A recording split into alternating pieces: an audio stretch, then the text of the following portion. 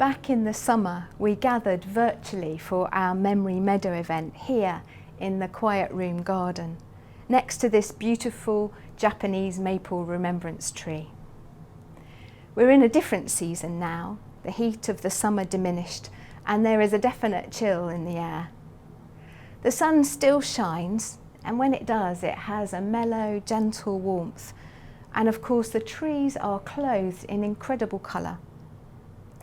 From late August, if you come out here, you might catch a leaf or two as they descend towards the ground, like gradual incremental losses along the way. But eventually, they will all fall. I remember coming in one morning on Remembrance Sunday, and this tree, which had held on to its leaves late in the season that year, had been shaken by the wind overnight, and every single leaf had gone. The tree was left suddenly vulnerable, and the decking beneath it a crimson carpet of fallen leaves. Autumn is a bittersweet season of beauty and of loss, a time of change and a time of letting go, a season which lends itself to reflection and to remembrance, and I want to encourage you to take some time to do that. Some of you will have children who've recently gone back to school after having been at home for a long time. And though you might have had your moments, no doubt, over the last 5 months or so, you might be feeling the strange quietness of the house without them.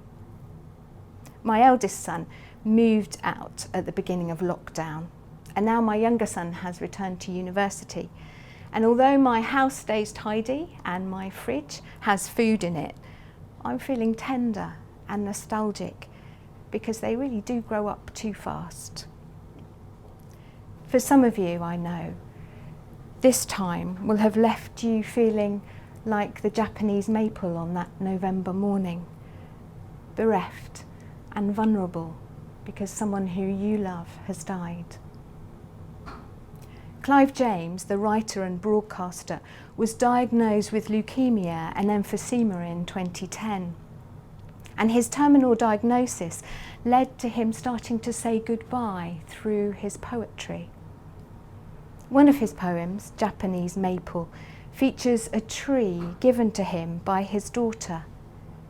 It's a deeply poignant poem in which he reflects on beauty and loss. Japanese Maple. Your death, near now, is of an easy sort. So slow a fading out brings no real pain. Breath growing short is just uncomfortable. You feel the drain of energy, but thought and sight remain. Enhanced, in fact. When did you ever see so much sweet beauty as when fine rain falls on that small tree and saturates your brick-back garden walls, so many amber rooms and mirror halls? Ever more lavish as the dusk descends, this glistening illuminates the air. It never ends.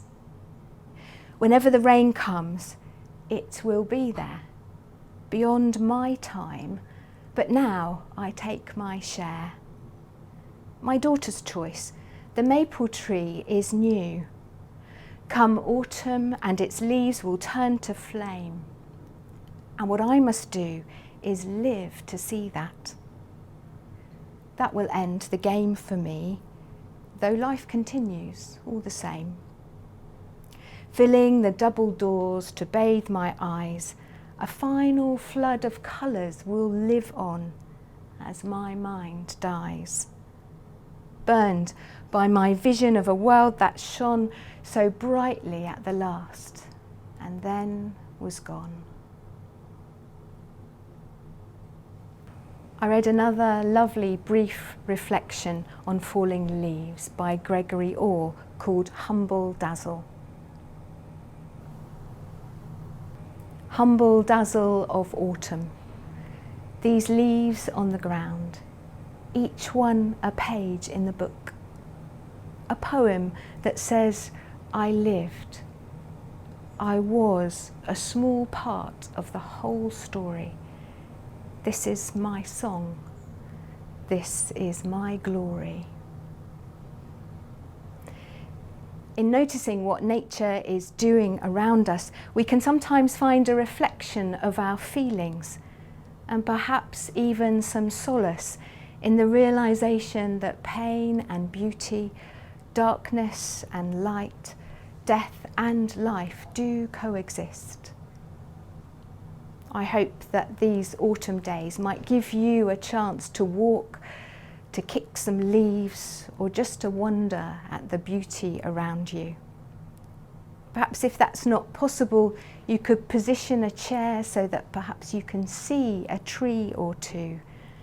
And as you see the leaves falling and acknowledge your loss, you might also have the opportunity to feel the gentle warmth of your memories, which will always remain.